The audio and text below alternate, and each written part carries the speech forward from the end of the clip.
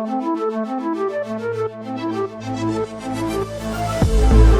yet, I ask you, is not an alien force already among us?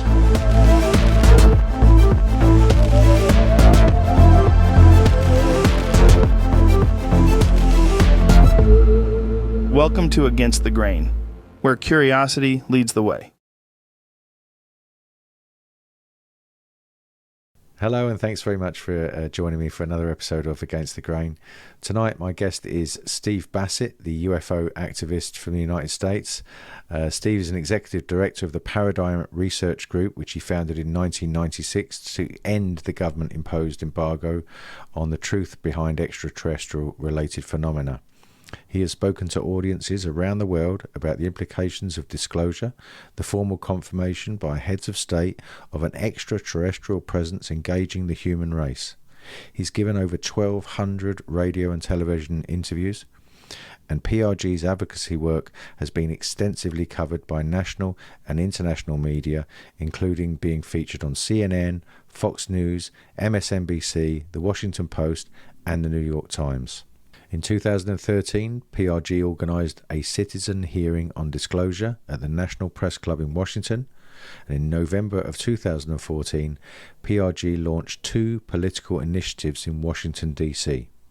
One sought the first hearings on Capitol Hill since 1968 regarding the extraterrestrial presence issue, and the other sought to inject the ET issue into the 2016 presidential campaign. Steve Bassett has appeared in many documentary films, and his lectures and interviews are well represented on YouTube. So, without further ado, let me introduce tonight's very special guest and my friend, Steve Bassett. Hi, Steve. Thanks for joining me. My pleasure. It's been a while. I think I was in Mexico the last time we were sort of doing some podcasts with the promotion for Darcy's film, The Crop Circle Realities. So that was a couple of years ago right now, yeah? Yeah, the years just go by like this, boy. They do. Don't they just? I've been back in the UK almost 3 years now. I can't quite believe it. I've been to the UK many times, and stayed for lengthy times. I've spoken at many conferences. I really want to get back and speak again at some events, and pretty soon I'm going to be putting the word out for those that would like to put something together. I'd like to come over and talk about, the situation that would be great. now. Yeah, that would be absolutely great. I had some American people over yesterday, and I took them to the new Crop Circle. I used to do quite a lot of tours, but I don't do so many these days. But some friends of mine couldn't make a tour. They were already booked, so they've referred them to me. So I took them out yesterday. It was nice to get into a Crop Circle. I'd like to get in to at least one a year now, which was interesting. Okay, I thought I'd start with what made Steve Bassett the person that he is now. Early years, where did you grow up? What were your influences? That sort of stuff. Not that it's interesting at all, frankly, but look, I was, the most notable thing about my early years was, I didn't really figure this out until years after I got into this field, 96. I was conceived 6.5 months after the bombs were dropped in Japan, Hiroshima and Nagasaki. Okay. My father essentially was mustered out. He was in the Pacific. He was at Guadalcanal, and so he was mustered out. He'd go through Australia, then back to Mare Island, and then he was immediately sent over to assigned to Bethesda Naval Hospital. He'd been at war for a while, so he didn't waste any time in going down to some nice places and maybe meet some nice ladies. My mother was a very attractive woman, so he didn't waste any time with that either. And so I'm conceived about 6.5 months after the end of the war, well, really the bombs actually. And then I'm born 9 months later, which happens to be 6.5 months before Roswell. And so I'm literally right in the center between these two events, which, as it turns out, are absolutely central to what we have been dealing with for the last 77 years. I can't speak for 2,000 years ago, the Sumerians, the Anunnaki, whatever. I mean, I have a feeling that we have had a company going and coming. I love Ancient Aliens. I've watched most of them. I'm in a few. but the last 77 years are what matters. And so it came into existence between these two extraordinary events. And 49 years later, being quite unsatisfied with my life, really wasn't doing much, wasn't accomplishing much. I just didn't have a purpose. I didn't have a goal. I just didn't fit in. Whatever, doesn't matter. I came of age during the beginning of the Vietnam War, shattered all my views, my worldview about my country and how righteous it was or unrighteous it was, and everything else, and then followed more chaos. It was an interesting situation, and I didn't handle it well. That's fine. So at 49, I made the decision, it's time to get busy living or get busy dying, to quote Andy Dufresne.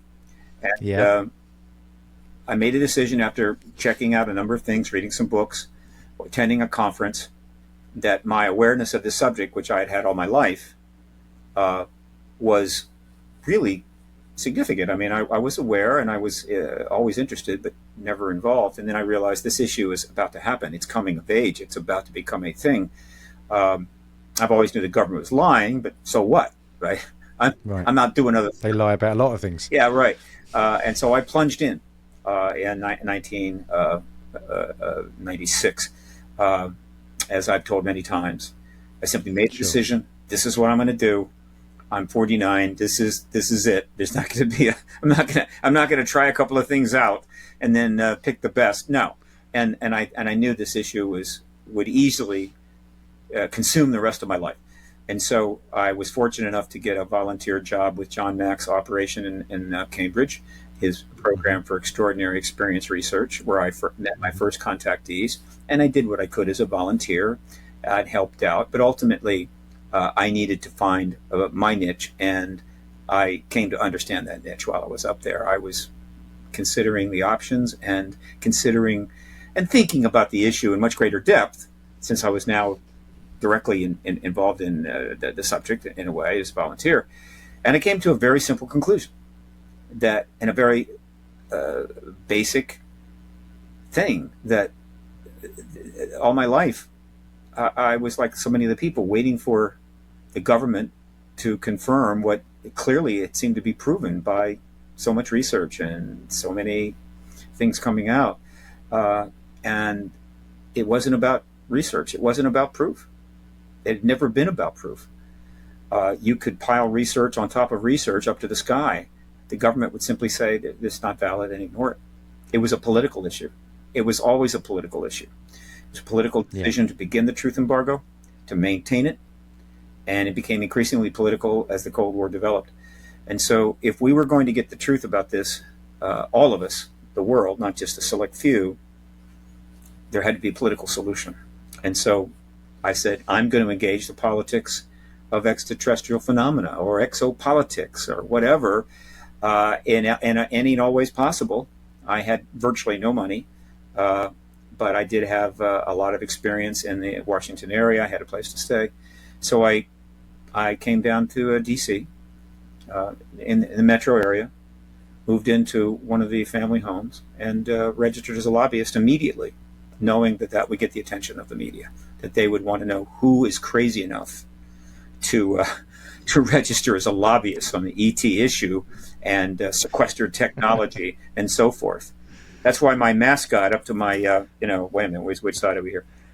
My mascot behind me, Tasmanian Devil. I keep him there to remind me all the time because the Tasmanian Devil is clearly insane, that you have to be crazy to do this.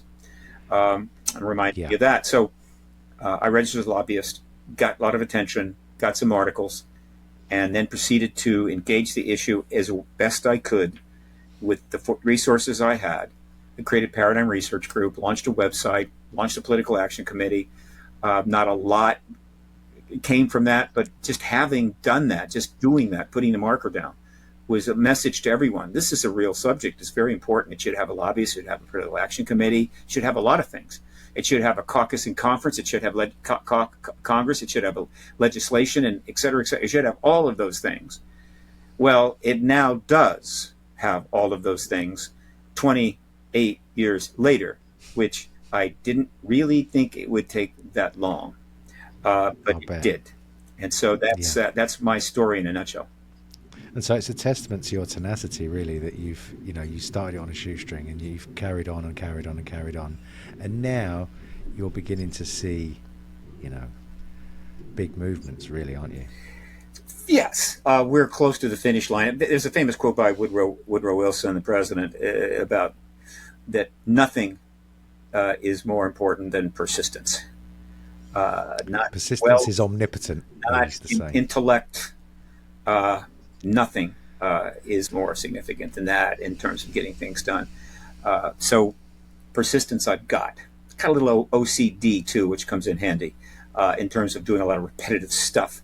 So I'm using my liabilities, I think, to put them to good purpose, which I think is what everybody really has to do in life. You have these liabilities and say, okay, how can I turn those to good purpose? How can I make some lemonade out of those puppies? And I have somewhat succeeded. Also, I took care of myself, so I've lived long enough to be here and to participate in what will soon be the most profound event in human history. And that made up for all the regrets I may have had, all the things that I didn't do, all the gifts that I didn't properly utilize. It is an extraordinary thing to be of a generation. Actually, there are 3 generations, really, that are going to be present for this. And there have been a lot of generations since Homo sapiens sapiens emerged 300,000 years ago to be in one of the 3 generations that will be on this planet alive and participating in the first time that the human race, as an advanced civilization, technological advanced civilization, spacefaring civilization, is going to know, learn, and ultimately engage non-human presence, which overwhelmingly likely to be star to star. I'm not ruling other possibilities out, but I've paid attention for 26 years, and the overwhelming likelihood is star to star. And I try to focus on that because, to be perfectly frank, the other explanations, possible explanations for why these things are here and flying around are far more uncomfortable, far more disconcerting to people. Star to star is pretty basic. They fly here, they hang around, they can go back. One day we could do the same. We could fly out their way and come back. But when you start getting into time travelers from the future, when you start getting into dimensional beings that are crossing over from dimensions sitting right next to us, maybe there are many of them, and at any time they can kind of reach through and grab your milkshake. When you start talking about they've always been living amongst us, they just kept a low profile until recently. These are not comfortable explanations at all. And in that sense they discourage people from engaging this issue and pressing for political resolution and for the truth that they have every right to know, need to know, and legally should know. It's like, if it's like that, I just would rather not know anymore. And so I discourage that. Now, I'm not debating it. I'm not simply dismissing it. I'm simply saying, folks, sometimes just common sense will take you where you need to go. And that's the way we should live. We should always be operating on Occam's razor and working from common sense. That will get us the best outcomes. But what happens when governments and authority and institutions lie to us? They put us in a position where it's harder and harder to use common sense. In fact, they discourage it. They want you to be going around in circles and speculating about everything all the time and not arriving at a conclusion, so they can continue to pursue their policies and agendas or whatever the hell they want to do without the interference of these pesky citizens, which is great if you're living in a dictatorship. We are not living in a dictatorship yet. Well, that's certainly moving towards a debatable subject. I think some of the censorship we've seen recently with regards to a number of issues would suggest that there's quite a lot of leaders that would prefer it if we were in what we thought was a democracy, but was more of a dictatorship or a totalitarian regime. It certainly is worrying on some fronts, but that's another issue. what the uncomfortableness of, I mean, common sense for me has always seemed to be like, I like to refer to it as rare sense, because I often see very little of it, really. Well, it's getting less common. To me, yes, it's less common. yes, it's definitely less common. I mean, Gary Nolan and Harvard University put out something last week, didn't they, saying, oh, you know, aliens are living among us, and they seem to be pushing this narrative. But I come back on this point where I think, well, ultimately it's a bit like I keep asking who makes the crop circles, right? Ultimately it doesn't matter, I think, or it's not the area that we should be focusing on so much. I focus with regards to the crop circles on, you know, what do the symbols mean? What is the communication? What is it trying to tell us? Because obviously the authors, if the postman wanted to show himself, he would have done so already in a certain kind of a massively overt way. To play this game of cat and mouse or hide and seek, and just keep leaving things around for us to ponder. My interest, you know, took place in the actual thing itself, the event itself. And I always liked Trojan Horse, John Keel, was it? John Keel, back in the 70s, who said that the subject for me is more about the response from us rather than the twinkly lights in the sky. How we react, how we respond, and that seems to be more telling of what this ET presence could do in showing us ourselves. As an example, when you gave your interview with Peter Robbins recently, I loved your answer when you said, you know, about holding back the information to protect us because it might frighten us. And you were like, well, do you hold back if you tell somebody, you know, that they've got cancer or something? Like they've got to take it and they've got to accept it, right? I love that answer. It's straightforward. It's grown up. It's the way we should be dealing with it. So, you know, isn't that more? But isn't whether they're here or whether they're star to star, whether they're interdimensional or whether they're time traveling or whether time and gravity are connected? Is that on the peripheries, really? Is that still getting us away from the subject itself? The fundamental issue is very simple. Are there non-human advanced entities here along with their technology or not? They either are or they are not. And the U.S. government learned the truth of that no later than July of 1947. I've studied Roswell and the case well enough. I've read the absolute best books on it. Don Schmitt and Thomas Carey ultimately wrote the book, which is case closed. I mean, if you read Witness to Roswell or Witness to Roswell Updated, the work that went into that, the number of interviews that took place, the idea that somehow 400 people just kind of had a misunderstanding is outrageous. So it's done. So they know. That's something that people need to understand, and I'll reemphasize this during our interview. The government has known about the ET presence and been engaging the ET presence since 1947, period. And in any way it wanted to, in a secret, in every manner, secret that they could create, and have embargoed the issue from the American people and the world for national security reasons. That's the fundamental thing. They're either here or they're not. And all these other not side issues, but all these other issues that are clearly important, they should be pursued. We want to know a lot. We want to understand, but we can't. The government, basically, by denying the very existence, means that whatever you're speculating about, why? What's the point? And so it has just been this fundamental disconnect from reality and from truth that is driving us nuts, or at least driving a lot of people nuts. But what happened, and I think that in no small part, the decision by all of the what we'll call non-authoritarian governments, meaning us and our allies, to simply deny this, undermine it, suppress it, accompanied by the decision by the major totalitarian or authoritarian governments of the mid-20th century, which is, of course, ultimately Communist China and Communist Soviet Union. The decisions to do this, which was bold, it is one thing to have a secret program to build a new plane, and it's absolutely classified, and the location is not known, and the people working on it are classified, and you don't know about it. And then one day it turns up like the B-2 bomber, and you go, well, yeah, we have this, and we've been working on it. So that's one thing. But that's not what's going on with the truth embargo. The truth embargo is the government simply denying something that is clearly obvious. It is all over the place. It is engaging us in many ways. People, millions and millions of people are seeing or engaging this issue year after year after year, and the government's continuing to say no. In other words, it's secret, it's classified, we're not even going to acknowledge that it exists, right? That's why they came up with the idea of the unacknowledged special access program.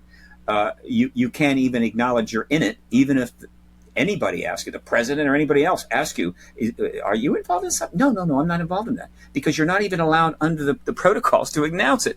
And so they got the idea. Once they created the unacknowledged special access program, it was like all bets are off, right? At that point, you can just do anything you want as long as you want.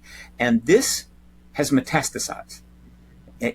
With that as a core, fundamental, ongoing, perpetual lie, right?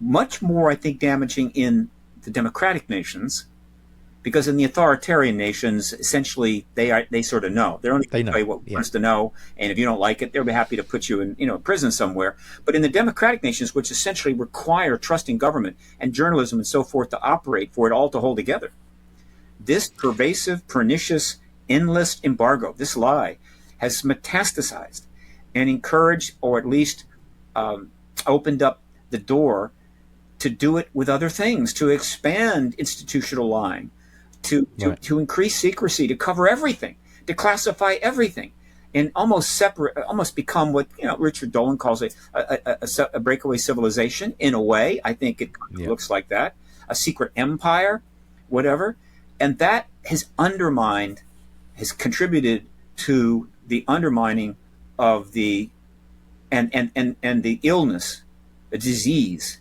that is not only making the body politic sick, it's approaching the point where it can kill it. And so that's how I kind of view this. It's a lie. We need to end that lie, and then we're going to be able to learn more in an appropriate way, and we won't be wasting our time running around in circles. We'll get information, we'll make decisions, science will advance, it will engage it, and so forth, like it's supposed to be. This is a very dystopian situation. 77 years of this bizarre, extraordinary commitment on the part of the United States, who has enormous influence over all the other Western powers, all the democracies, right, to simply lie about this issue over and again and do whatever it can to undermine the ability of people to figure it out on their own or come forward with the truth. It is just it's gone on as long as it can. We have to end it. If we do not end this truth embargo soon, our body politic may, in fact, how would you say, for that and other reasons, expire. And if it doesn't expire from that, the nuclear war will take care of it.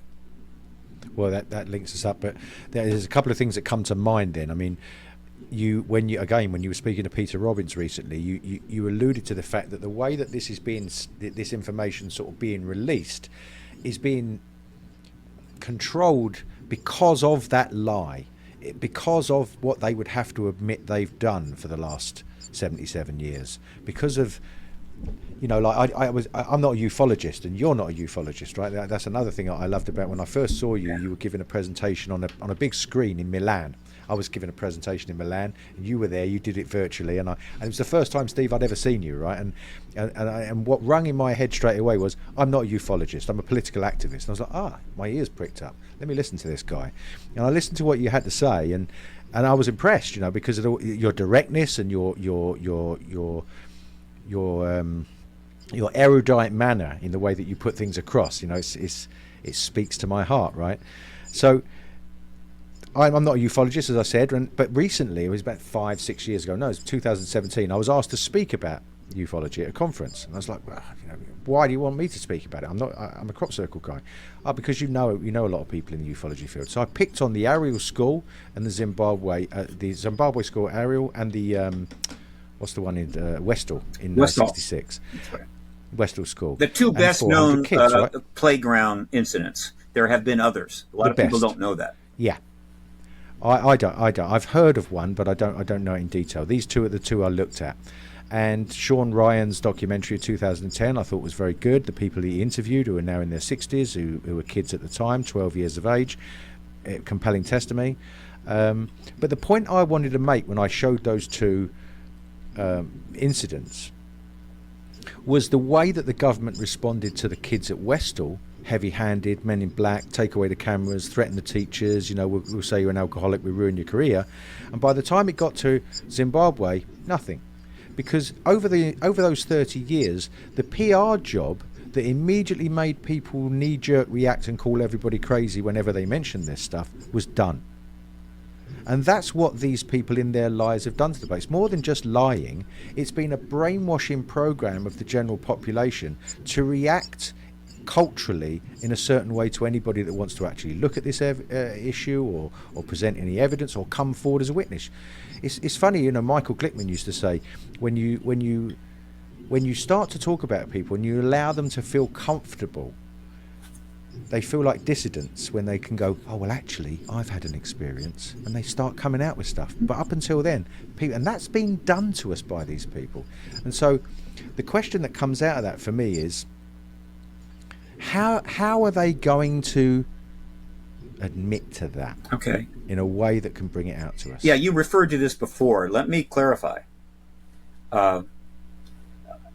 First, yes, there's no question that the government, the United States government, and just about every aspect of it, is going to have to face a very awkward reconciliation process once the truth is confirmed by the president. And ultimately, all of the history of this issue will come out. You've got two major histories here. You've got two histories. One is the history of the truth embargo, which is the political processes and everything conducted to it, attended to that. And then there's the history of the phenomenon itself. And these are intertwined, but they can be viewed distinctly. So the truth embargo is they're going to have to answer for it, and they're not looking forward to that.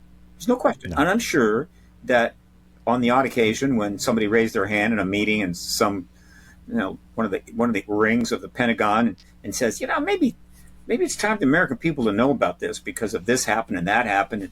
And somebody probably said, well, no, national security. And then somebody else probably raised their hand and says, look, are you ready to answer for this? Are you ready to take the questions?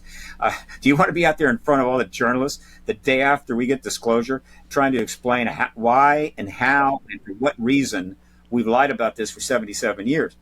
And so, yeah, but the fundamental basis for maintaining the truth embargo has always been national security.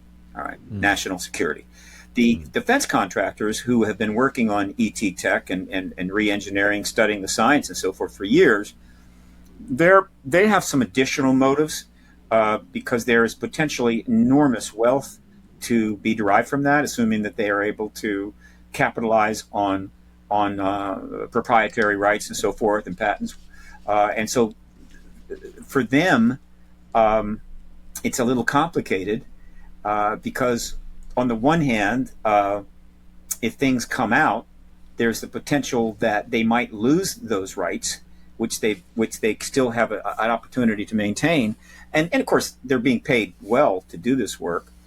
On the other hand, once the truth embargo is ended, they will have the opportunity to pursue those rights, and so they're kind of in a conflicted position. But the government itself is facing very tough questions now. But what is going on now is not, well, what is going on now is about something else, but mitigating the government's public relations problems is a side dish. Okay, it's not the entree, but it's the side dish. Okay, and so as I've said countless times on podcasts and interviews, for anyone to be able to watch what's happening and not get tied up in knots or get angry or frustrated and start throwing things at the television or the computer screen is this.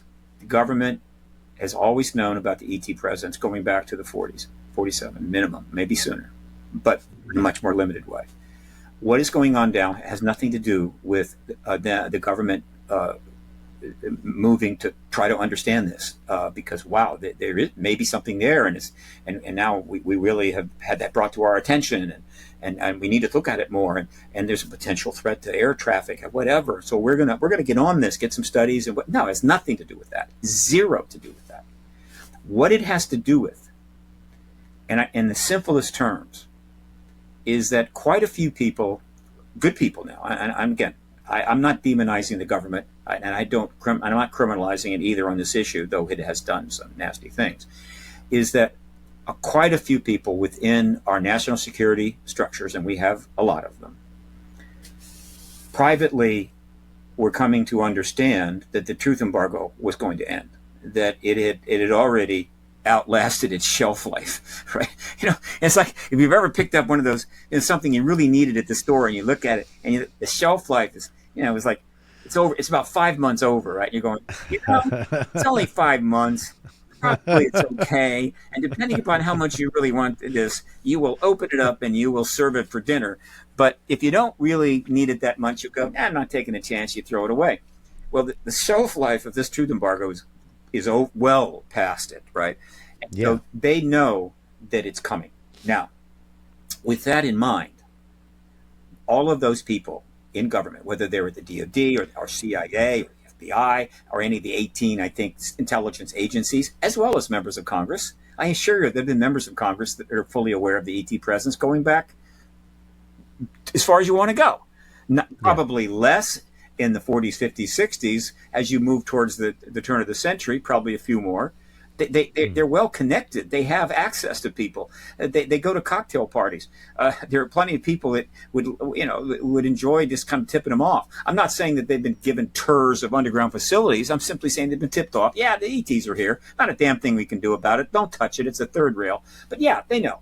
So they realize, if they're responsible, they realize that the day that embargo ends, the day that either our president makes that announcement, or another major head of state makes that announcement, thus forcing our hand, meaning we're not going to be able to do it. Because if another president of a major nuclear power, they're not going to come out and say, yeah, ETs are here, thank you, I'll see you next week. They're going to produce the evidence to back it up. Otherwise, they will be that the head of state will be very much embarrassed.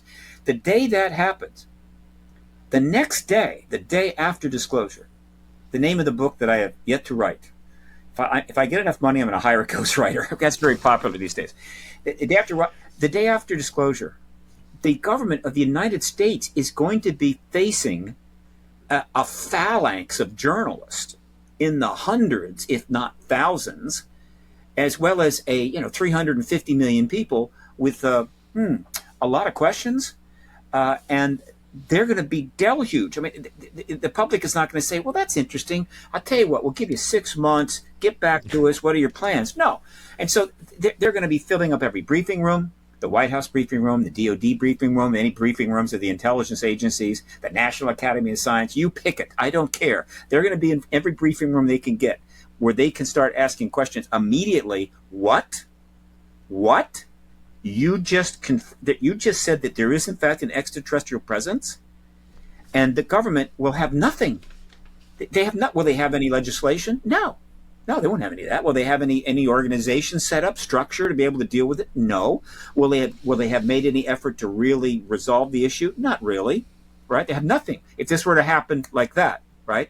And so it will be chaos, and it will be awful.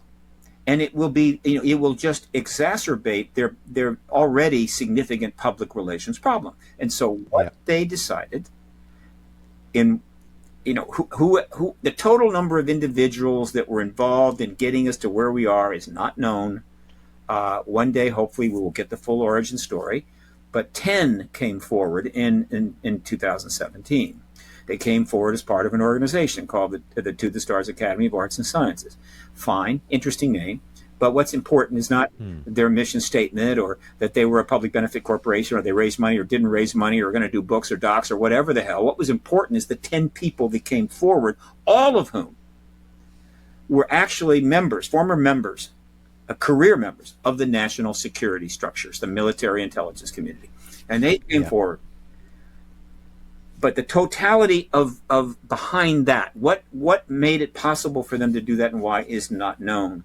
But they came forward in order to start getting things rolling. In other words, we've got to get prepared for this event. We've got to get prepared for disclosure, and it would be nice, I think most felt that way, that our president was the head of state that made the initial announcement, not another one. But if it is to be another one, which could happen at any time, particularly when you're talking about our authoritarian opponents out there, whatever we do, whatever we can get done, will be helpful. All right, and so starting in 2017, they started doing stuff. Various of these individuals started doing things, and the three most public and perhaps important were, of course, Dr. Gary Nolan, Louis Elizondo, and Christopher Mellon. These are, like I said, the three movers and shakers here. And so we have been in a process since then to set up as much structure, get as much legislation, get as many members of Congress briefed, bring the Congress into play, hold hearings, as it turns out, create the first UAP caucus, everything we could possibly get set up so that when disclosure comes, the day after, we will be able to address it in an appropriate way. We're gonna have the legislation to deal with the demand for information. We're going to have an organization that represents us to the world on this issue, and the Congress is going to be pretty well informed. And believe me, the Congress is pretty well informed right now. There are so many people in Congress right now on the Hill and staffers that are up to speed on this. It's a big group. They're not publishing their names or anything. It's not a list, but it's substantial. All of this will take place. In other words, this whole thing is to get ready for the disclosure that they now know, or known for some time, is inevitable. But they have a problem, and it's a problem of their own making. In other words, you've got to set up all this structure, pass all these laws, brief all these members of Congress, get all these witnesses to come forward, but you can't say we're getting ready for disclosure. You have to give a reason. If you're saying, there's extraterrestrials here, and pretty soon we're going to have to tell you, and so we need to do all this stuff, well, you've already disclosed. I mean, you've just triggered the thing, right? And so they have to put up, I guess, a ruse. There's a script they're having to follow that essentially misrepresents what they're doing. It's another lie. It's another lie. Right, thank you. Big lie, but it is a lie to end the big lie. It is a lie for good purpose. Now, is that could one make an argument against that? Why don't you just come out and say it? And you could make a case for that. But the simple truth is that they did lie for 77 years, but it's also the case that it was primarily national security. It's also the case that 77 years also marks an entire nuclear arms race, which has kept us on the brink of total destruction for now decades, right? This is a serious matter. This is not trivial. And to the extent that anybody in government felt that just ending the truth embargo and let everybody know about the ET presence might destabilize this little balance we have, this mutual assured destruction deal we set up, and somehow trigger that war, you can understand why they had to keep lying. And so I give them that. And so because the circumstances were such that having to now misrepresent what's going on in order to finally get out from under that lie, I think I can accept that. So then the question is, well, why, Steve, are you going on all these interviews and outing them, I guess you could say? Now, they may not agree to that. They may say, oh, no, we really don't know what's going on, but we're going to find out. They can say that all they want. No, I don't believe it, and fewer people are believing it every day. But why am I doing it? It's actually pretty simple. The process of ending the truth embargo is righteous, and it will bring about disclosure. But if it's not understood what's going on, if the people are not informed, at least informed, that this is in fact not what it seems, It is another misrepresentation, but for a very higher purpose. Then when disclosure comes, what they're going to learn are two things on the disclosure day. One, you've been lying for the last 77 years on this subject. And you've been lying for the last 7 years on all of this stuff you're doing. You've known about it all this time, and you're doing all of this stuff and acting like you don't. So you've been lying up to the very last day. That just makes me that much more irritated. That makes you more culpable. And I think I'm going to file lawsuits, or I'm going to sue somebody, whatever the hell. But if people understand why they're having to do this, to the extent that they do understand, it makes it more authentic. In other words, they are authentically doing what is the right thing, but which requires more mendacity. And the people understand that, they're going to be more accepting when this the process they're underway, which they're misrepresenting, does end the truth embargo. After which, I hope to God, everybody associated with all of the institutions of our country, the military, the DOD, the Congress, the White House, and everybody else, realizes that after this truth embargo ends, you have got to get in the truth business. If you do not get into the truth business, you're going to be savaged, and we're going to end up in a very bad place. The tolerance for this institutional lying after this unbelievable lie has finally been ended is going to be practically zero. And those that want to say, okay, but let's get back to that lying thing because it worked so well for us and it made it so much easier to do our job. Let's just lie. I think it's going to go very bad for them. And so I hope they take advantage of this kind of, what's the word I'm looking for? I don't have it in front of me, but this reconciliatory moment when they're acknowledging something this profound, when take advantage of that and say, look, with respect to the governance of this country and just about anything short of clearly high risk danger to American people, American service people, you deserve the truth. You have a right to know, short of what I just mentioned, everything else. You have a need to know it. And the law really assures that you should know it. And from now on, we're going to tell you the truth. Good, bad, ugly, whatever. That is a possibility. And you will see a lot of people lobbying for that and talking about that. We cannot continue as a civilization operating the way we are with institutional lying, not just in the authoritarian countries, but in the quote, democracies. Because we no longer have any more, we're out of time. We're living on the edge of a volcano. We could fall into it any moment. And that gets to the nuclear war issue, which I'll talk about in a minute. So that is what is going on. They are preparing for disclosure. They're having to not acknowledge that. But once disclosure comes, people will understand it. And I'm just going to give them a little heads up. Well, I hadn't seen it in that light before, where anybody sort of said, "Oh, well, you know, they're lying to tell the truth. They're lying to get ready to tell the truth." Okay, to be able to tell the truth, which is an interesting position because, you know, in a limited amount of research I've done on these recent events. Who is it? Greenstreet. Is his name Greenstreet? The guy Stephen who runs Greenstreet, the basement yeah. office. Stephen Greenstreet. He's part of the New York Post, I think, or something like that, isn't it? So you know, he finds holes. And then when I watched, I'm a friend of Chrissy Newton's, right? I watched Chrissy Newton release the story with Keenan Blumenthal on the debrief, and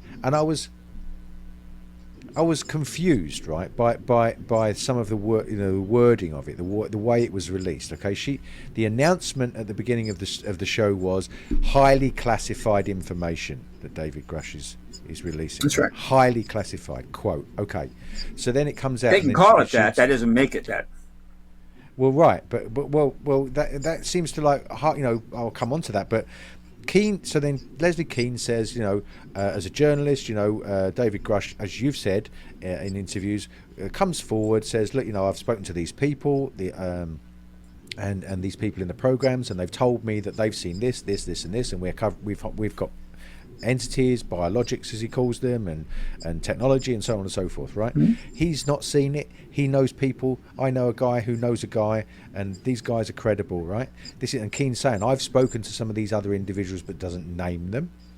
And so she seems to be trusting him as on one hand she says he's a good source, and I've researched the sources, but I don't know who the sources are. And so there was a bit of a what? Hang on, that's like trust me, I know, right? Okay. From Grush. So I was a little bit confused by that. And then she says, look, we had to release the story, as you've said, because he was in danger. He started to get death threats.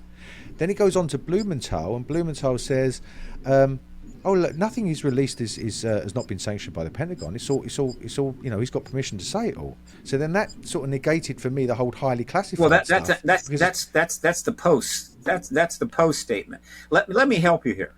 Go for it. People that are expecting almost highly organized, very clear, fully supported process as we move towards ending this truth embargo, like you have in a very complex trial with all the rules of evidence and everything else. No, that's not going to happen.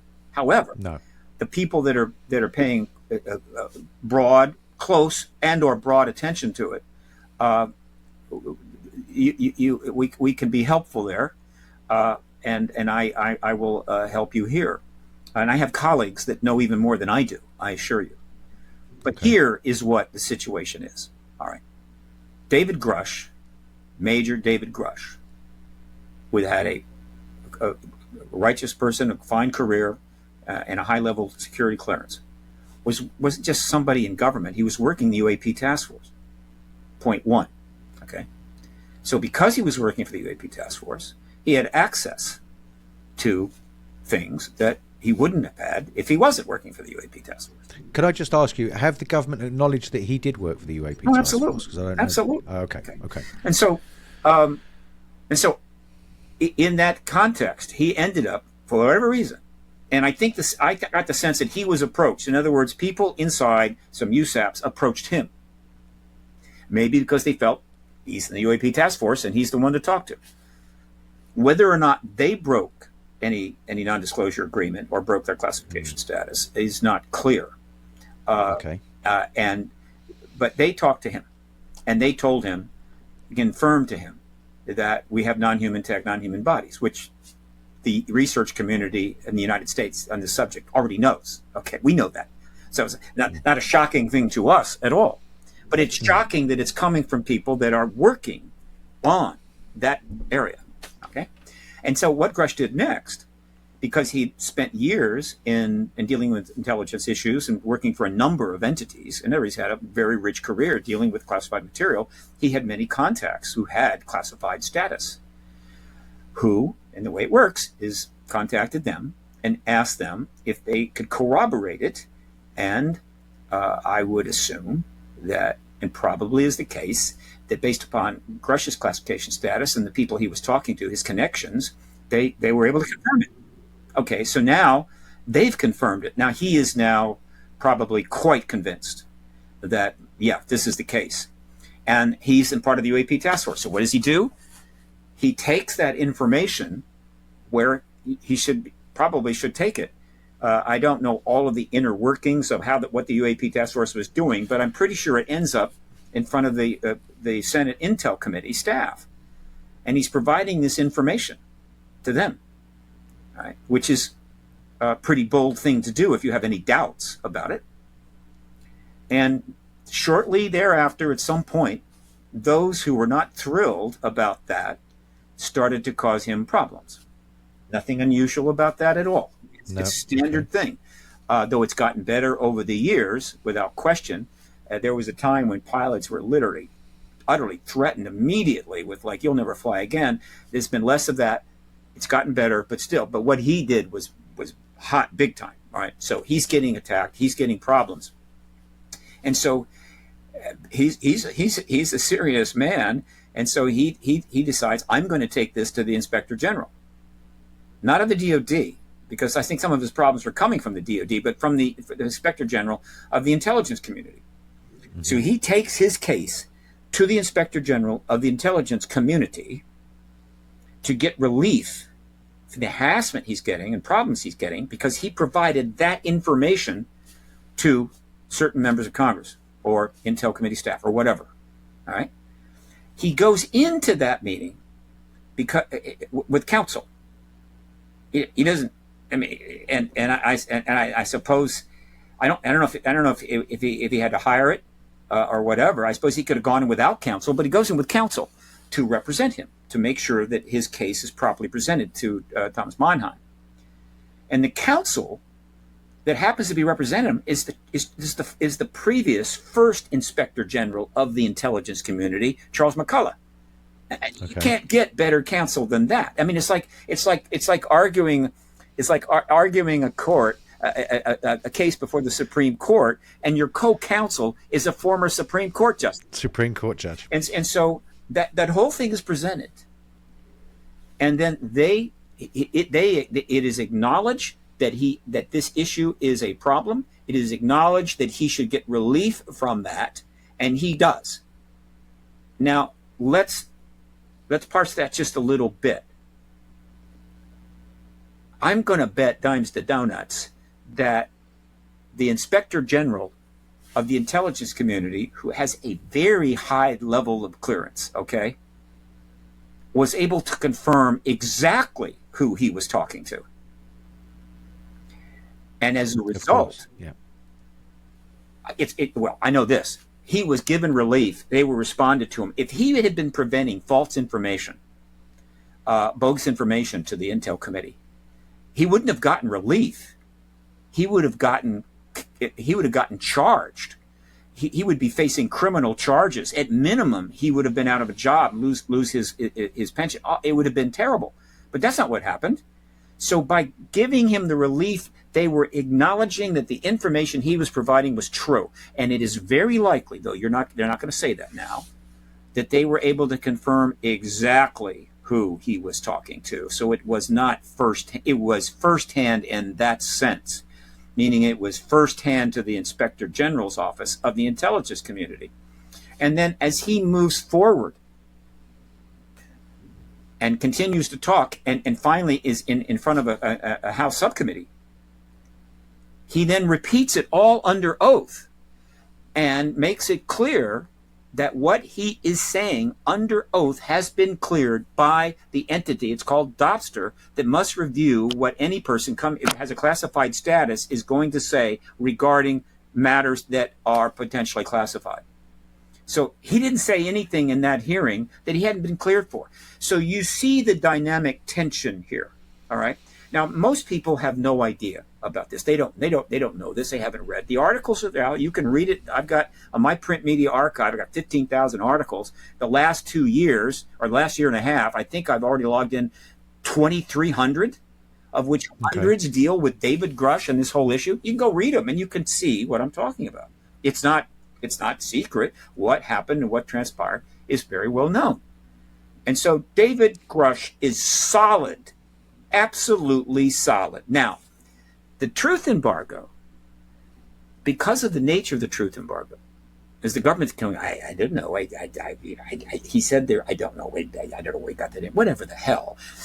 Absolutely guarantees there's always going to be holes in the information, in the research, in the coverage. Always going to be holes. I can accept that. Holes, right? So there's always going to be holes that people can try to fill. Sure. And the government would be happy if we spent the next 100 years filling up the holes that they did for us. And I don't do that. I'm not going to go there. I'll let that's fine. Focus on the fundamentals, and the fundamentals are quite clear. Grush was a witness. It's debatable whether he is a whistleblower, but he absolutely was being harassed. And it doesn't matter whether you're a whistleblower or just a witness. If you're being harassed, you need relief. And he is going to be an historical major figure, and he has triggered a lot of things, but he has been somewhat limited in terms of how much he could do, because he is still continuing to get death threats. Why? Because the events of last year, particularly, Grush coming forward, the hearing, the Schumer Amendment, and the Schumer Amendment, Schumer bill, and so forth, finally triggered what we'll call a strong response from the opponents to the truth to disclosure, and they're trying last ditch Hail Mary passes. I mean, they're really behaving badly, and so the death threats for him have not stopped. And I think other people are getting some death threats. It's easy to do that. Are they real? I don't think so. But they're easy to do, and what the hell, right? If you can do it, and not get caught, throw a few of those out there. Maybe you can slow these people down. They're not going to slow down. So timeline this for me, right? 2017, New York Times comes out. Now we've got we've got a major publication that's saying, here we are, we've got these things flying around, we don't know what they are, right? We need to investigate them. They could pose a threat to national security, blah blah blah, right? But then that's when it really becomes official. It moves out of the ufologist conspiracy tinfoil hat brigade in a way and becomes really world news, where people can start to latch onto it. Okay, so stage managed event known by the Pentagon. They knew it was going to come out as a news article. It was all prepared for. Yes, must have been, right? No, I don't think so at all. Total surprise to them. No, I think that the officials didn't think it was going to happen. No, this is not a stage. In other words, these people were not coming forward as a stage managed process being directed from the Pentagon elite guys. No, or the CIA or anything else. I believe that they came forward on their own. I believe that there were people inside government that, or inside their agencies, that were supportive of them with that weren't going to come forward. But stage managed, no. I mean, in the sense, so for example, the media have been complicit over the years, right? In this cover up. Sure. CIA, everybody in journalism knows that, one out of so many journalists works for the intelligence services or is a stenographer for the intelligence services. And if stories come forward which flag up, oh, hang on a minute, the editor, it goes down the line, and then all of a sudden the story gets buried, and so on and so on. That's happened, in conjunction with the intelligence services for all of this time. Yeah. So, what makes the difference this time then, when someone comes along to the New York Times, and says, okay, we've got this story, and they just go, all right, we're going to publish this one without any recourse to the intelligence services, without getting, okay, that's all right from the intelligence services. What's the difference? Well, first of all, why does that happen this time? I believe that the, quote, influence of the intelligence agencies on journalism is way, way overstated.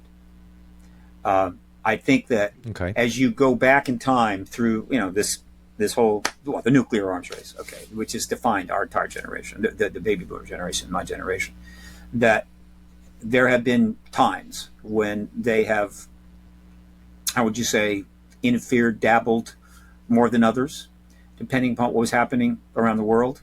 Sure. And the idea that they might embed people, not unreasonable, but the idea that they're exercising this huge control. I wasn't implying that. Yeah. I was saying that, on some stories that they can flag it up and they can go, right, that's not going anywhere and we're going to stop that story. That's significant control. I mean, the idea that they can simply flag a story is significant control. And I just don't think it's anywhere near that level. It doesn't mean it can't happen on a particular situation. Now, look, this is a history that needs to be told one day. The entire relationship between all of the major journalism in the United States and the U.S. government during the Cold War, starting in essentially 47 on, but particularly in the last 30 or 40 years, needs to be told. It's known that the Graham family, which owned the Washington Post for some time, was extremely close to the intelligence community, and that's notable. But it was known, right? It wasn't like a secret. So this, and one of the other aspects of journalism in a modern state like ours, particularly because of the huge national defense activity and all that people don't really appreciate much, is this: if you're going to be a journalist and you're going to try to at least provide information to the public about what is going on regarding our national security activities, What is the Pentagon up to? What is the CIA doing? Right? It's going to be a lot harder for some newspaper or network to secretly embed one of their journalists, in the CIA or the DOD. Oh no, that's not going to happen. Yeah, that's not. It's going to be. And so, in order to be able to cover it all, you have got to have contacts within these entities, all the services, the DOD, everything. You have the ability to talk to them. You have obviously. You have the front offices, the press people, and the press offices where they put out stuff, and everybody knows about that, and you can go there. But in order to get a little more info, you have to have connections into these agencies, and they do, and you have to be careful how you use them. But it is primarily in service to getting information to the public that they should know, and it's particularly tough because, again, the amount of secrecy and classification is enormous. So being a journalist in that area is brutal. Being a Pentagon correspondent, it's got to be brutal. And so one of the problems that these journalists face is that they can be influenced in this way. If we go into an area that's really problematic for a particular agency or entity or whatever, they can just cut off those sources. In other words, those sources suddenly are not available. They're just not going to talk to us. They just shut up. Nothing. Can't get to them. In other words, they're coerced. In other words, saying you don't talk to the press anymore, which they can do anytime they want. And so they're trying to maintain these sources, and that is one of the number of reasons why the journalism has been relatively contained on this issue. It's not the only reason, but let me just the national security flag. We can't they call it a D notice in the UK, right? If some story comes up that affects national, D notice goes on the media, and then that story just doesn't come out. Okay, so various incidents that have happened, let's say with regards to the crop circles, where there are holes, and those holes get filled by conspiracies and so on and so forth. Like, for example, the Doug and Dave story that these two old guys came out and made the crop circles had this addendum in the newspaper article that said, courtesy of MBF services. And when somebody did a bit of research, they found that MBF services was connected to, the press office for the Northern Ireland, the connection to MI5. And so then people make the leap and say, all right, some people say, okay, Wiltshire, where the crop circles occur, is a huge part of our military industrial complex over here. And so if you get a crop circle in a field and 10,000 people block the roads, as they did, it's a security issue. Sure. Because you're in a military area, anybody can come in, right? So you can go, okay, reasonably, the military do their exercises there, there's lots of military infrastructure there, there's oil pipes and fuel lines that run underneath all these farms that fuel all the tanks and all the things that go on, right? So you can reasonably say there's an issue there with national security. But what I'm talking about here is, if, as you say, as we agree, for 77 years we've been lied to. It's been covered up and we've been lied to. Now, if somebody comes along and tries to expose that lie, or says, I'm going to publish this story in the newspaper which shows that all of the things that have been told to us and all the things that have been done with regards to brainwashing people in the culture to rubbish people who try to even talk about it has gone on, and then somebody comes along in 2017 and says, got this story that's going to go out in the New York Times, it's got some some blips and some little triangles over a ship, and David Fravor talking about the things flying past him and so on and so forth. Why doesn't that get flagged? Why does that all of a sudden get allowed to be put in the newspapers? Because it starts to expose the lie. So it's either managed and it's allowed. Again, this is subtle stuff. But first of all, let me get back to the original point. Right. Because of the abuse of secrecy and the lies that have been told, people have lost trust in government, and they've also lost trust in media. Now, just because trust has been lost doesn't mean it is commensurate. And so what has happened is we've reached a point where people don't want to trust anything, and they take extreme positions on government and journalists. In other words, every paper is run by the CIA. They're embedded all the way. They're flagging every story, this and that, and go on and on and on. And it's a result of both paranoia, frustration, and the public. Sure. I get that. Yep. But I get that too. I don't have the luxury of indulging in that. All right. I've got to stay as grounded as possible. And so the circumstances were this. By 2017, probably 40,000 articles had been written about this subject worldwide, maybe more, if you count English language press, which I can't monitor. But probably, so the issue had been covered by media, and thousands of articles were being written. Okay, thousands of articles. And I've got 15,000 on my website under resources. And that's triage from probably twice or three times that, because a lot of the stuff is frivolous or not particularly significant media. This is relative professional media. And if you read them, you're going, well, it's all here. It's all here, right?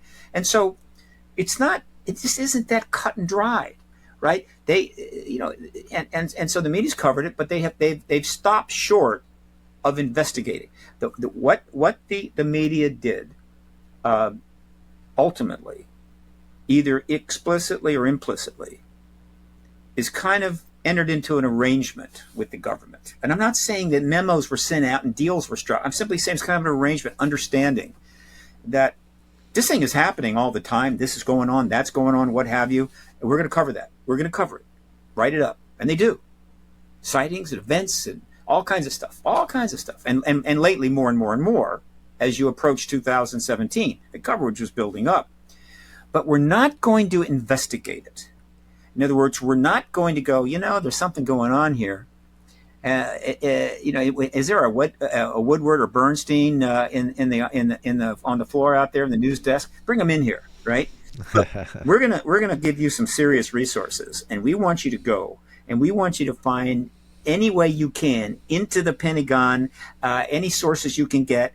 You can meet in garages somewhere and start knocking on doors, and we're going to get to the bottom of this, right? We're going to find out if they do know something about this.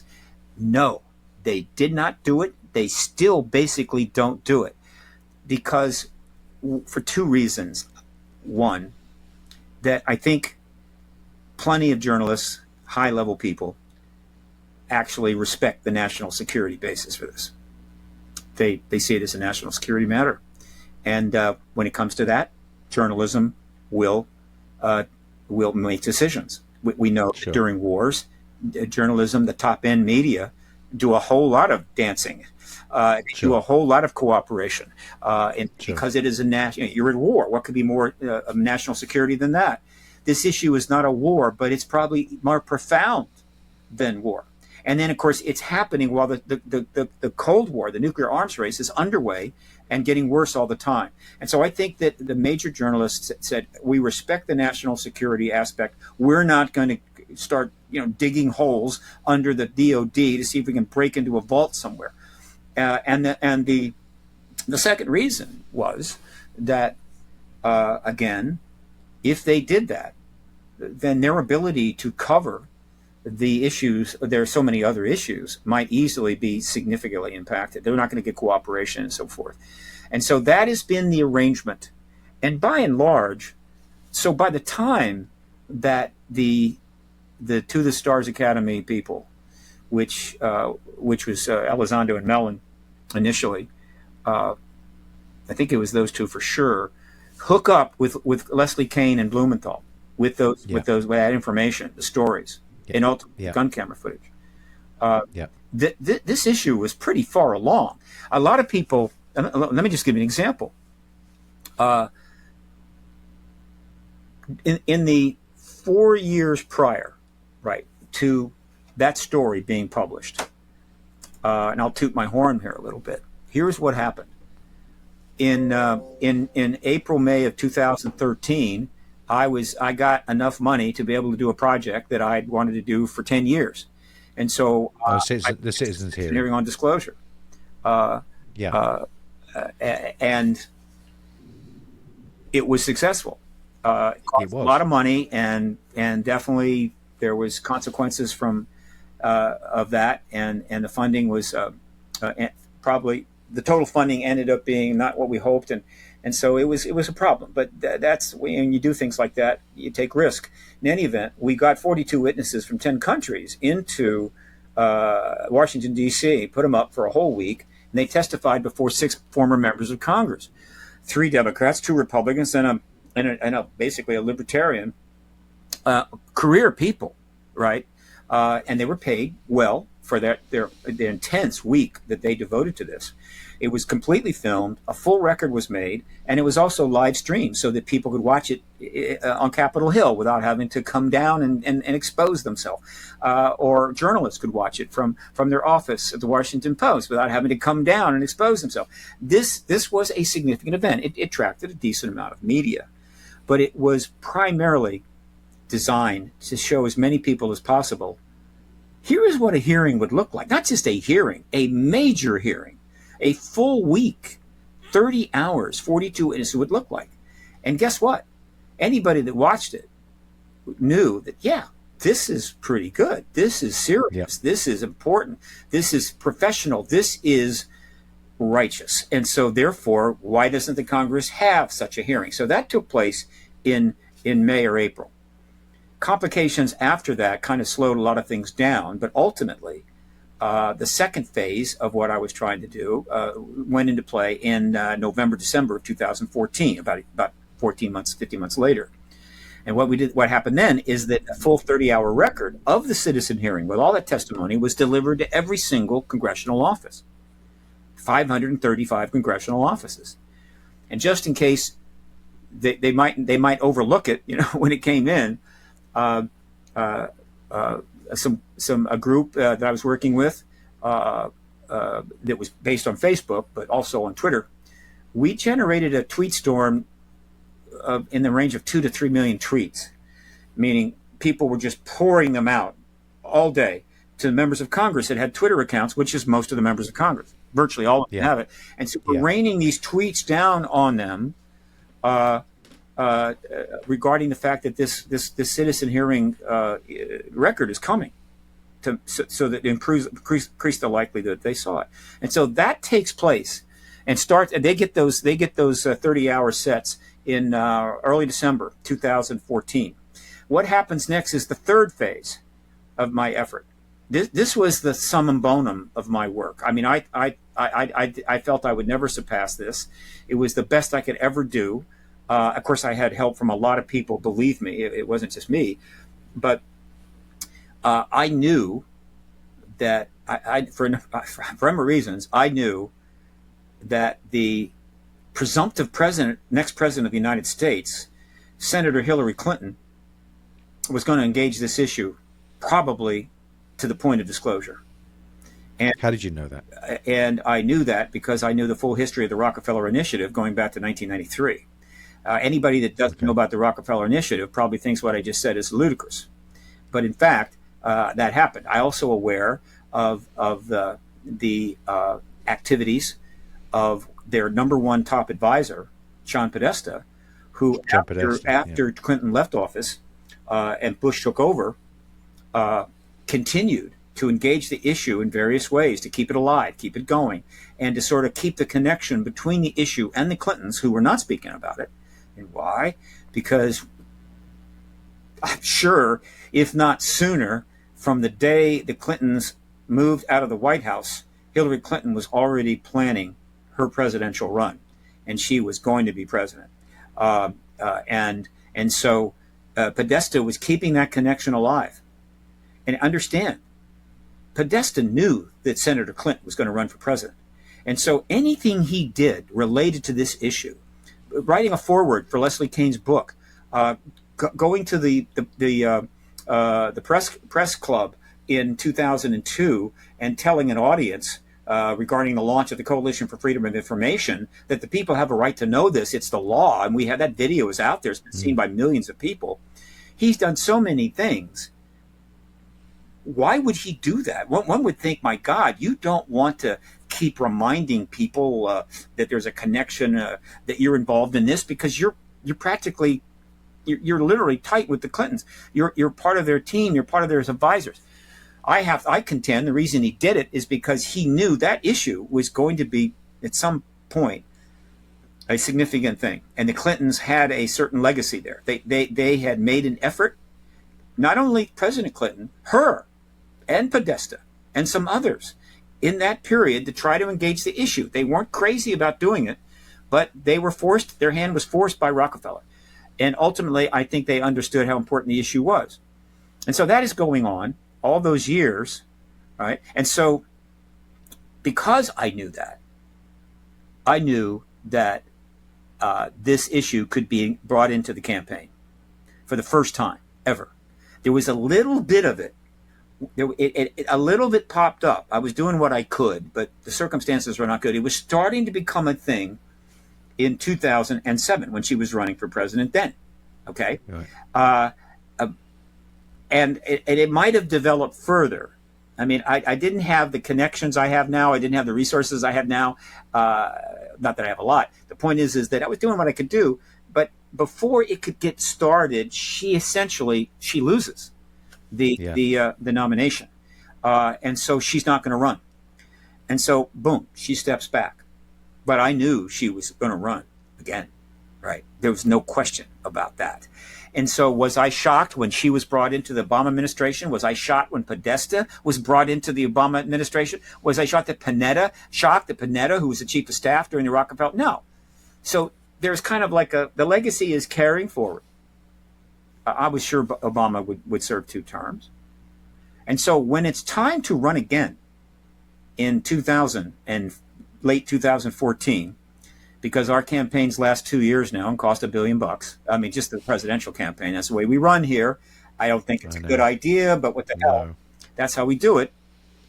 I knew that this issue and her were going to get brought together, and I was going to make damn sure it happened. And so after every member of Congress received the full record of the citizen hearing, immediately started getting in touch with every media person I could get with the help of one of the top publicists in Washington, D.C., who's got more connections than probably all the rest of them combined.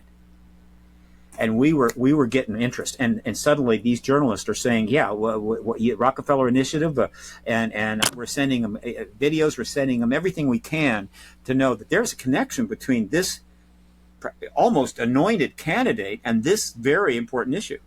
And they started writing stories, and they started contacting the Clintons and Podesta's offices to get comments, meaning, you don't write a story of connecting a presidential candidate to the UFO issue without at least contacting them for their comments on that. And they couldn't comment. And so they were basically not even returning the phone calls, which I'm sure made them very unhappy that this activist out there was still hanging around trying to ruin their lives. And so before that election was done, 400 articles written about her candidacy referred to the ET, UFO, UAP issue. And all 400 of them are archived on my website. You can go read them all. And so with all of that coverage, they were forced to engage the issue in a limited way, in a careful way. They tried to play it down the middle. They didn't just take it on. If she had, she would have won the election. I'll believe that to my dying day. And so they would turn up on a Kimmel show or Stephen Colbert show, Ellen DeGeneres show, give a short interview to Politico. They're literally responding to the issue in a careful way. This had never happened before. No. And so that is all going on 2015, 2016. And then as the election approaches, we're just weeks from the election, a lot of interesting things happened, which to some degree helped resulted in her losing, is that Julian Assange, WikiLeaks, released 50,000 emails from that they had gotten by phishing in John Podesta's email files, and then released them 5,000 a day to the world in the last 10 or 12 days of the campaign. Okay, fine.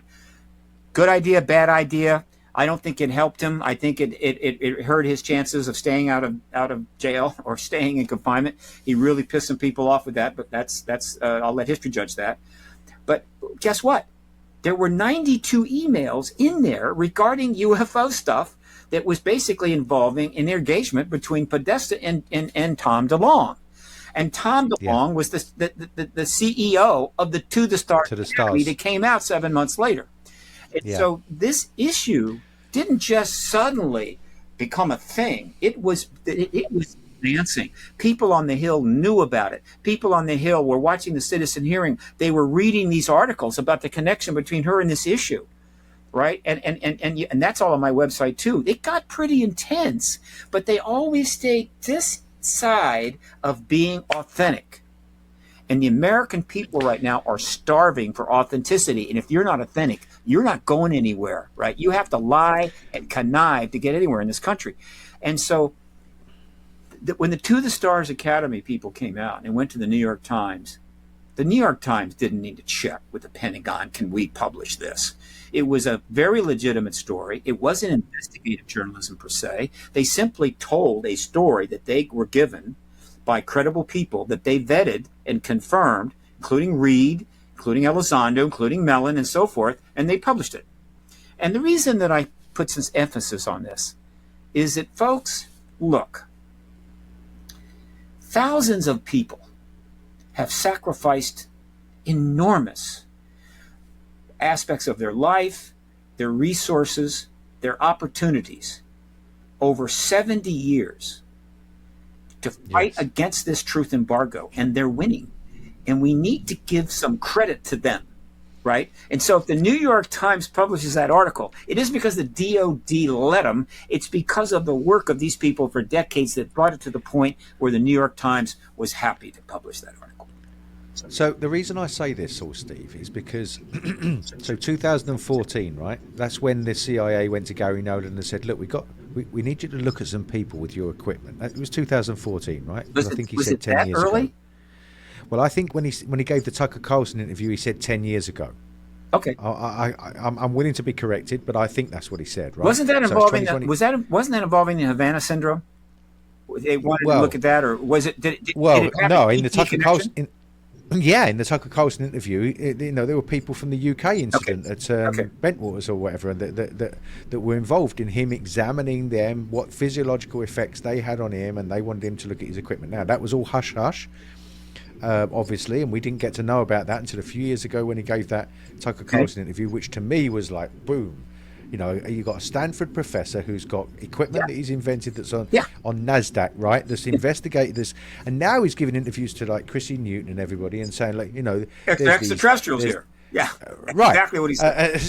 It's huge, right? But that was going on at the time you're talking about, and that's why I'm saying this, right? Because you've got, everybody that was in the UFO community or in this sort of community was knowing what was going on with Podesta and Hillary at the time. They were hearing about it, and the general public were hearing about it, were probably not paying so much attention about it. So that was up front. That was, oh yeah, it's out there. People are hearing about it. It's sort of in the news.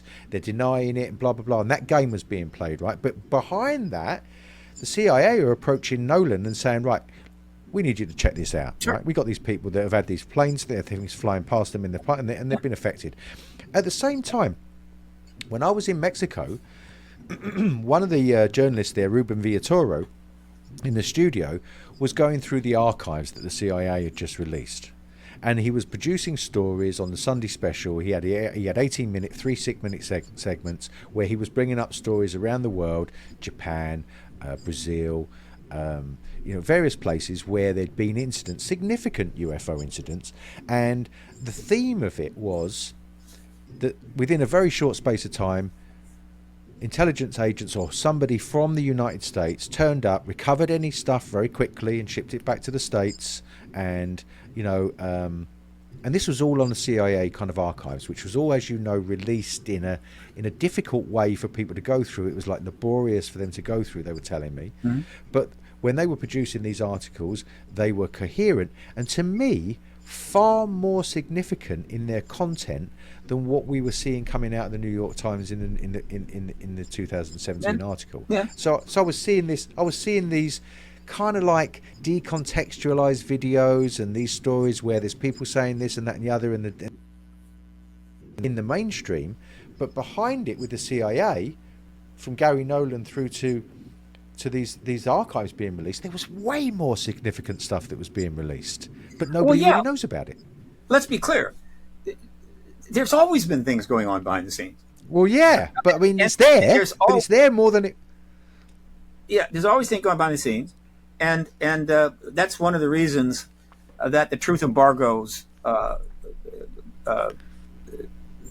lifespan was limited, right? Those things do create potential problems, right? But they're engaging people or what have you, various agreements. Who knows? Maybe they sign an NDA, whatever, and so that is another reason why ultimately the truth embargo is going to fail, because at some point when people reach a point when they realize, look, this thing needs to end, and now I'm going to do something. Now, there may be 10,000 people that are in that position to do something. Maybe 950 go, not yet, but 50 do. So the way to look at this is this. It's very likely that one of the reasons that Gary Nolan ends up on the To the Stars Academy group is because he was contacted in 2014 and had that interaction and got a taste of things and understanding that he didn't have before, which he then sat on, right, until such point that he felt he could come forward. All right, and so I have no trouble with that. The behind the scenes stuff is simple. It's actually a positive in a way. And again, the fact that the government has been able to maintain the truth embargo this long, despite all of that, is remarkable. And the only way I can explain it, I mean, if this was an absolute dictatorship, I mean literally dictatorship, step out of line, you disappear, right? I could see it, but we're not. We're anything but. No. The only way I can see this is because the modern era, and it may not, and I don't think it's a coincidence, the modern era of the UAP phenomena directly, virtually coincides with the nuclear arms race.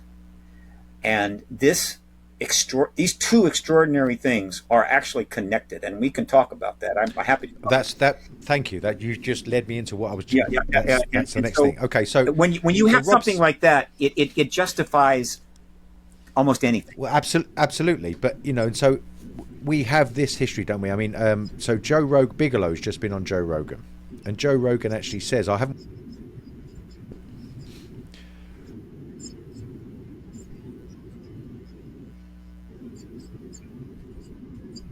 Nuclear bombs and nuclear tests, and there's this nuclear connection. And I was going to do a thing with Robert Kingston when I was in Mexico. I was looking at his book, and Robert Salas came over here 2012, and I took him around the crop circles, and I'd been told about Robert Salas years ago and his incident. And so this connection runs deep for me, and since I was young, really, with this whole subject of this. When I first found out what nuclear bombs were, I was about 8, and I understood what the destructive capacity of them was. At 8 years old, I cried. I cried when I heard that this is what they could do to us, right?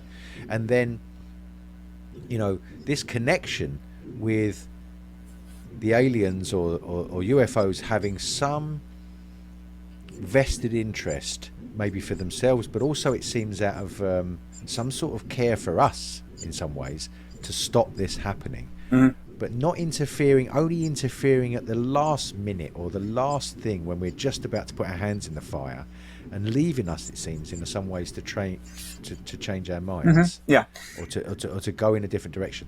This subject for me, that tying together with the nuclear issue and the UFOs.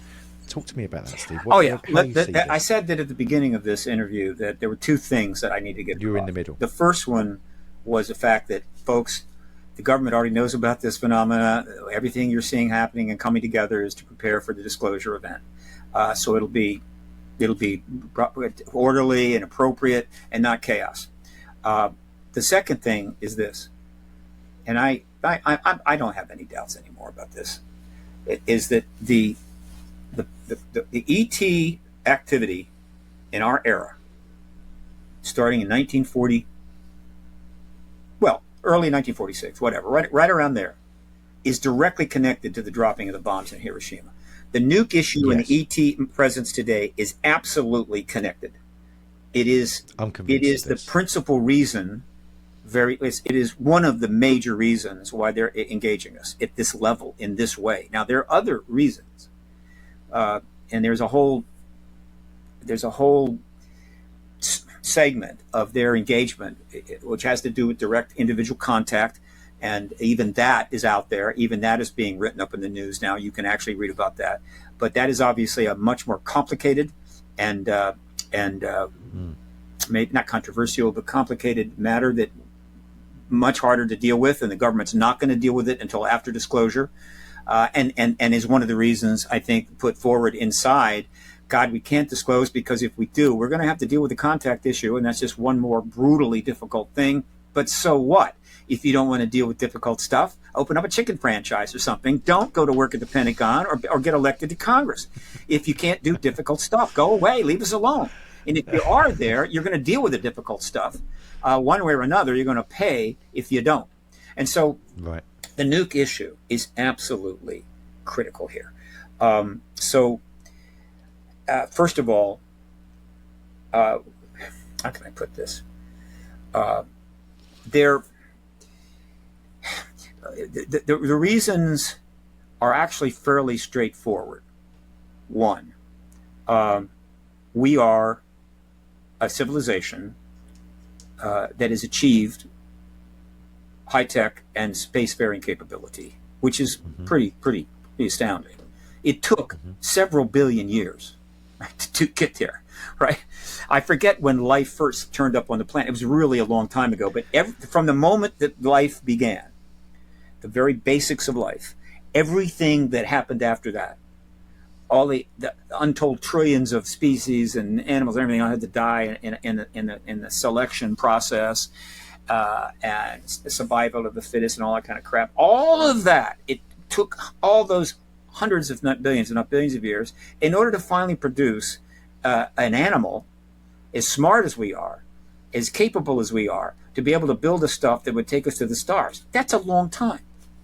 And so the idea that, as we get as technologically advanced we are, that because we're not fully evolved, our emotional IQ is still a little too low, we end up blowing it all up, seems like a waste of a good civilization. It does. And I happen to think that if humans were to be in the same situation of the ETs, and they were monitoring a planet where things were happening along the lines of what we're doing, we would probably feel exactly the same way. All right, so that's one connection. But there is another connection, and this is the one that's a little harder for people to get because, less and less people are taking science in school, and a lot of them are not even graduating these days. The point is that when we exploded those bombs, at that time, any advanced civilization that is following us, watching us, could easily have predicted, based upon the science at the time and our technology at the time, where things were going to develop for the next 50 years. I mean, it was not complicated for them, trivial. I think some good futurists were doing the same thing, even without computers, right? And so what did that mean? They were able to project out from that moment these things. One, this civilization is willing and able to drop nuclear bombs, the ultimate, most powerful weapon there is. The only thing more powerful than that would be antimatter bombs, antimatter weapons, right? Or you could get to certain types of imploding stars can generate, I think, but that's not a weapon that people could use. But antimatter weapons, which we are studying, we are working on possibly creating antimatter weapons, but let's just put it aside. We drop them on our own species, vaporize them. They saw that too. They understood where our rocket technology would be going. They understood how the nuclear weapon issue would evolve. They knew where we were heading, okay? But they also knew something else. They knew that our physics, which was advancing pretty damn fast at the time, was going to eventually figure out how you travel from one star to another and not take 20,000 years, okay?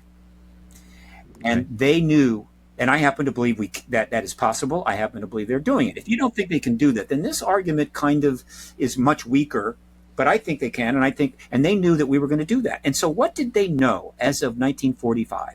The human race will drop nuclear weapons on its own species, in a X number of years. It might be 80, it might be 890, whatever, but probably not that many years. And that is in fact the case. They are going to be able to fly star to star. They're going to solve the relativity conundrum. And when they do, they're going to put nuclear bombs on those spacecraft just to be safe. Okay. And they're going to head on out of their solar system armed to the teeth with nuclear weapons, which we know they are capable of using. Now, that is very simple. It's not complicated. You don't have to be a genius to get this, right? The idea that we would go into space and not arm our ships is, of course, ludicrous. And every sci-fi movie has confirmed this. Even the great Star Trek films where they go to no man has gone before, they were loaded up with proton torpedoes, whatever the hell they had, right? And so the ETs have a real problem, don't they? What do? Do you just go, well, you know, humans will be humans, right? What can you do? So, like, we're going to do our contact, do our genetic work, and then we'll just go on home and hope they don't find us. They don't show up. Or more, or worse, show up with some less advanced civilization, like humans were 100 years ago, that doesn't have these things and shows up with their nuclear weapons. God knows what they're going to do. And so they have to intervene. They have to intervene at that point. And so the nuke issue, the projection of our science, you've got two things operating there that force their hand, or it's appropriate. In other words, it's not they were forced, it's exactly what you had done. My guess is this has happened before. And so over the last 77 years, one of the things that's not, I think, properly considered is how much the ET activity has advanced the disclosure process. All these sightings is not helping the truth embargo. All those crop circles being put down year after year after year is not helping the truth embargo. All the people that are remembering their contact, either just directly or because they're getting hypnotized and regressed and pulling it out, is not helping the truth embargo. All the times they're being seen on radar by pilots, I think if they didn't want to be seen, they wouldn't be seen at all. Right? Sure. This is not helping. They are pushing this sled as hard as we are. Why? Why are they helping to advance it? I mean, we could debate all day long. Why don't they do this? Why don't they do that? Why have they taken so long? And I would say we don't have star-to-star travel, so hey, they can take their time. But at some point, the line is going to be crossed, and it's going to be look, we've been playing. We've been reasonable about this, but now we're going to have to get nose to nose. And so this, I believe, is something that is not understood. It's not talked about. But the connection between the nukes and the ETs is overwhelming. The fact that they have turned off our nukes repeatedly, that they've done it to the Soviet Union, I think, what more of a message do you have to get? The fact that they've actually come in and at least one case that's on film, knocked a dummy nuclear warhead off a missile in flight while it was traveling, I think, 10,000 miles an hour. What more do they have to do? They're basically saying this is an issue here. Now, they could melt our nuclear weapons down. They could, I don't know, threaten to destroy the whole. They could do a lot of things. And one day we'll ask them maybe, why this? Why did you do this? Why did you not do that? But overall, what they're doing is intervening without overly taking away our autonomy, without being overly threatening. Okay? The things they could do to us if they wanted to is limitless. There is nothing that we can do to defend them about anything they want to do to us. They want to drop a virus into the ocean that'll kill most of the world's population in 6 months. They could do it. But they don't. And so that's a good thing. And so this nuke connection is the thing I want to get across, folks. And so the developments, well, let me put it this way. The more that we focus on the nuclear issue, nuclear arms limitations, and the risk of nuclear war, that is a positive thing that will ultimately dovetail with the disclosure process that's underway. And let me just, I've got a limited time here. Sure. I'm down to about 20 minutes. I'm going to show you two things. I want to finish up with something that happened recently, which is super cool. But I'm going to do a share. Now, help me here because I'm not used to this particular platform. Where do I go to share? Down. So there's an arrow. There's an arrow next to the. Okay. You got it. And then I go up here and I pick something I want to share. Okay. I'm going to pick this article that came out today, all right, in the Washington Post. These kinds of articles are turning up all the time now. What's notable about this is an op-ed from the Washington Post. Now, an op-ed is not an opinion piece by a particular author. It is essentially an editorial that is reflecting the views of the entire editorial board of the Washington Post. And what this is about is something that we're hearing more about. We're going to hear a lot more. It says, folks, we are getting really close to nuclear war. We need to start thinking about this. We need to do something pretty soon, or we are in. It's gonna be over, right? Wake up.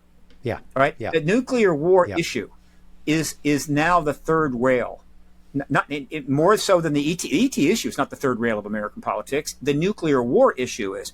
How many candidates have you listened to, any campaign speech that they have made, any campaign address that you have made that have authentically addressed the risk of nuclear war as a policy position?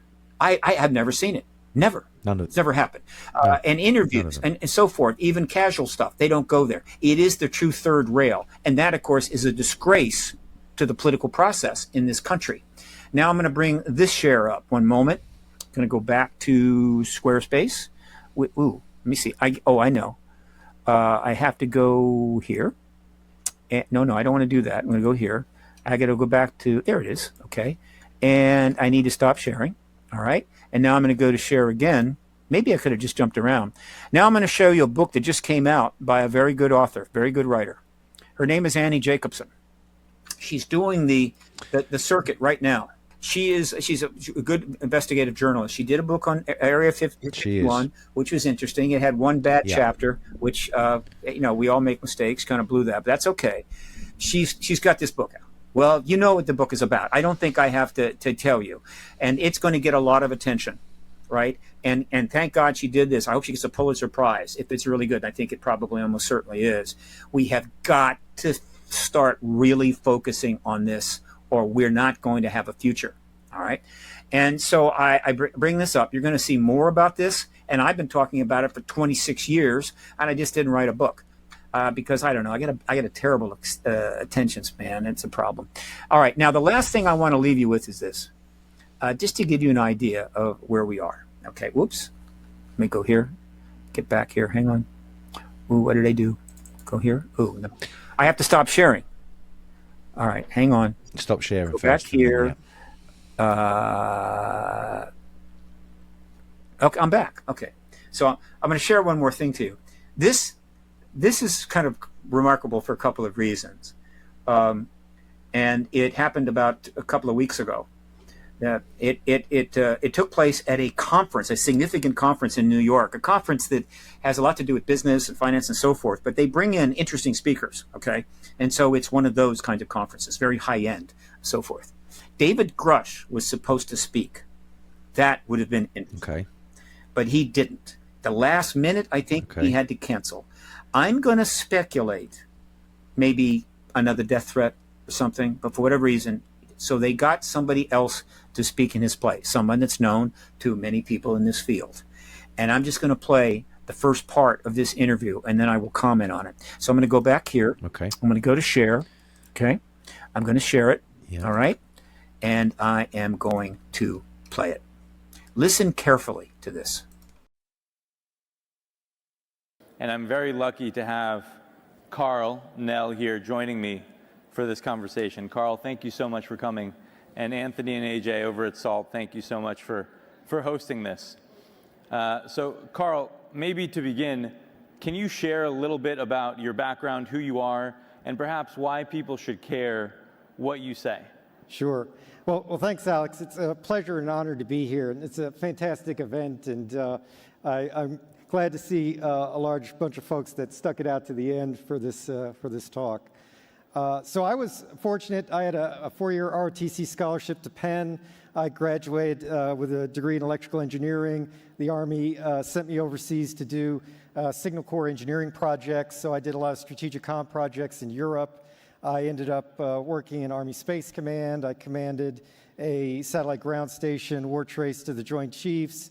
I spent some time at Wright-Patterson Air Force Base. The Army ultimately sent me to get a master's in mechanical engineering, a master's in strategic studies, graduate work in computer science. I was on track to stay in, but I decided that I wanted to pursue more of a technical career. So I got out and ended up working at Bell Labs, which was a fantastic place. Unfortunately, I was there during the trivestiture that folks may be familiar with, where the company got split up. I left Bell Labs and ended up working in Lockheed Missiles and Space. I worked at Northrop Grumman. I've ran strategic technology programs in the defense industry, worked for a lot of the three-letter agencies, ultimately was a deputy chief of staff, or deputy CTO for a $2 billion company. I was a vice president general manager of a Northern Virginia-based R&D firm. I stayed in the military, in the reserve. I commanded at every grade level through brigade. I was fortunate to stand up the Army's newest expeditionary MI brigade. I was the deputy chief of staff for a combatant command. Ultimately, this experience sort of combined to give me the opportunity to come in and advise Army Futures Command, the largest reorganization in the Army Reserve since really 1973, on how the Army could be more effective. And my last assignment was involved with the UAP task force, which maybe is the most apropos for this discussion. And so, Carl, here's the million-dollar question.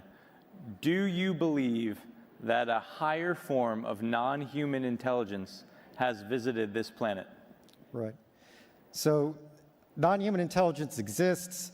Non-human intelligence has been interacting with humanity. This interaction is not new, and it's been ongoing. And there are unelected people in the government that are aware of that. And so, Carl, that is quite a bold statement. I'm wondering, and I'm curious, how confident are you that that is true? There's zero doubt. And Carl, what evidence have you seen? What was the moment where you developed this level of conviction? Because what you're saying is extremely consequential and very important. And I know that a lot of people here, even perhaps, may not believe that statement. Right. Well, probably a better way to ask that is, how can the folks in the audience come to a common understanding of what this phenomenon is? And so there's sort of two tracks here. One is from first principles, and another is actually from the data. So let's take a look at the data. So we can look at some folks that have very high level access to information, like Paul Hellyer, who was the defense chief for Canada, has come out and said the same thing. We can look at Ham Eshed, the head of Israel's, or former head of Israel's Space Force, has said the same thing. Chris Mellon, Deputy Assistant Secretary for Intel, SAPCO, has essentially said the same thing.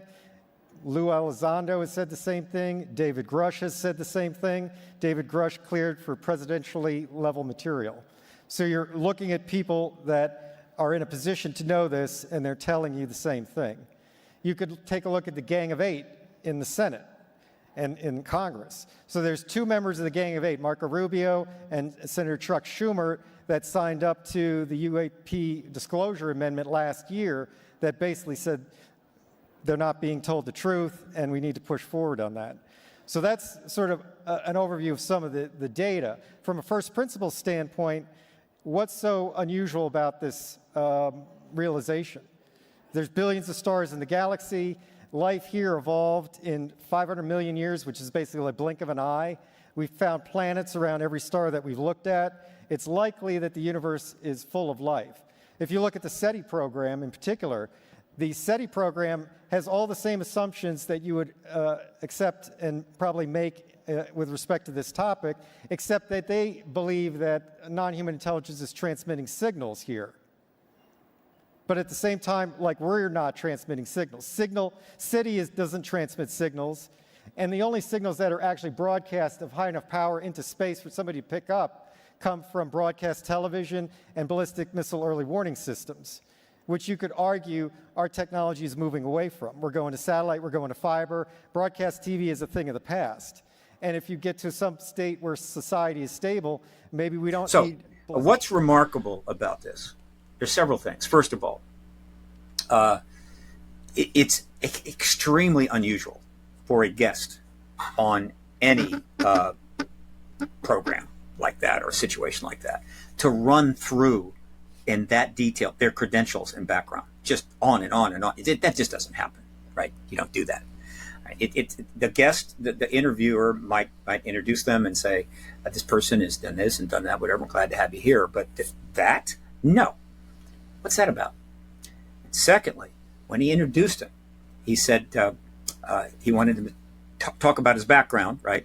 And by the way, this thing was set up. This wasn't like, oh, gee, come on down, we'll ask. No, this was all planned in advance. All right. The question, the whole thing. And so, which is fine. Nothing wrong with that. So he says, tell us about your background so the people will know why you should care about what you are going to say. And then he goes through his entire background, which is obviously substantive. Okay. It's one of the most impressive careers I've heard about. He's been all over the place, and he ends up in the UAP task force, which is, of course, where Grush was. And then he just matter-of-factly just goes down, right? And so he's basically saying there's non-human intelligence here. And that's what Dolan has said. And that is what Bigelow has said. And on and on. And so this idea that, that somehow the government's going to somehow get out from under this, no, it's going to be more of this. And so I invite people to start getting more optimistic, right? And when individuals like that are coming forward and matter-of-factly telling you the government already knows. Remember, he said the government has all people, unelected officials have already known, which again is what I said at the beginning of this interview. This is not about figuring it out. It's about preparing for the disclosure event, which was inevitable and is going to happen pretty soon. So I have got another interview. I enjoyed this a great deal, and I'd love to come back. I invite you all to check into these organizations and support them if you can. They're all 501c3 organizations. The New Paradigm Institute.org, Danny Sheehan's group, the UAP Disclosure Fund, which is also Gary Nolan and some others that just came together. It's a political 501c3-4. The Soul Foundation. Paradigm Research Group is about to submit a 501c3 application and is a nonprofit under Washington law right now for the first time in all these years, so that I can start raising tax-deductible funds to be able to expand what I'm doing, given that disclosure seems to be around the corner. So, and then go to my website, paradigmresearchgroup.org, and up in the left corner, subscribe to my updates list, and you'll get information from time to time. Steve, I really appreciate your time, sir. Thank you so much for joining me. It's been wonderful, and I hope we talk again soon. We will. Thank you so much.